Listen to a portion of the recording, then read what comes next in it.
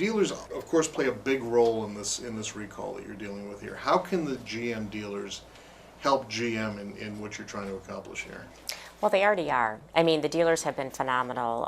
We have cases where dealers have reached out to customers in their area, going above and beyond to make sure that they answer their questions, that they, if the individual wants a loaner vehicle, they facilitated that.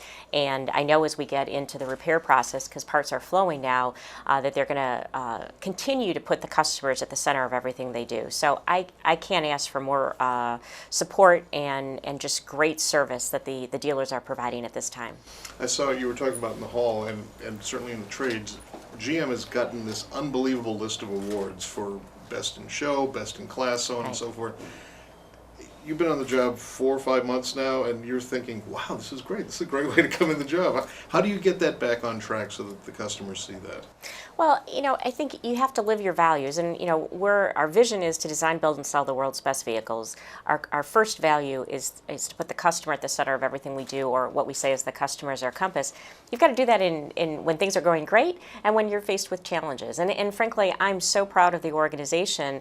And when I say organization, I mean the broad organization. General Motors employees, our suppliers, and our dealers are all rising to the challenge and doing what's best for the customer in a difficult time. So I look forward to, as we keep putting out products that are award-winning, that they'll have that same energy, which I know they will, and I think it will just continue that momentum. GM is creating the cars and putting them out there, but from the dealer point of view, how are they a competitive asset for GM for you? Well, I just had that conversation yesterday with some of our key dealers, and they are an asset. I mean, think about it. They understand the communities. They have relationships with customers, relationships with many people in the local community, and as they know our products, and they're really dedicated to understanding the technology of our products, because every day the products are getting more and more technically sophisticated, and the investment that they're making to make sure they understand the product is just going to better position not only the dealers but the company to succeed in the marketplace. We were talking about how when a new president comes in, they have an agenda, and then all of a sudden events take those things over here. That's kind of happened with you here. What is your vision going forward to say, here's what we're going to do with GM, and here's how we're going to get past this?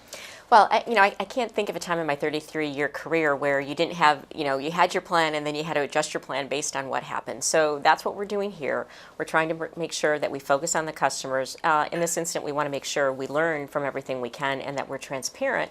And that's going to carry right into great products, improving our processes to make sure we become, leaders in safety. And I think we've got great examples of that already when you look at the number of vehicles that we have that are 5-star, when you look at the awards that were just given to the Chevrolet Equinox and the GMC Terrain. I mean, it's a continued effort to make sure we're doing industry-leading products. We're working closely with all of our partners, our dealers being number one, our employees, our suppliers, and our communities. And that's what we're going to continue to do day in and day out.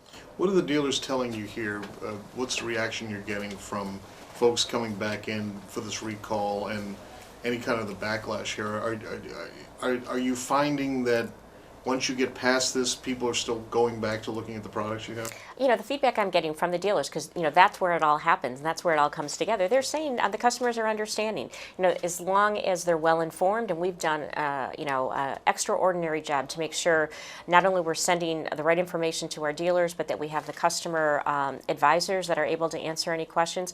And customers are want to understand, and then are I think sticking with the product and are very loyal. I've gotten hundreds of letters from customers, and many of them asking questions, and when they get their questions answered, they're very happy. I've gotten an outpouring of letters from customers that aren't impacted by this recall, telling me how much they love their GM product, whether it's a Chevrolet truck or a Buick Riviera, or Buick Regal, excuse me, dating back here. But just across the board, I think our customers are seen, and we know we'll be judged on how we manage the situation, and we plan on doing everything we can to support that customer. Finally, any message you want to deliver to the dealers directly, since you're going to be reaching them on their cell phones and laptops with this interview?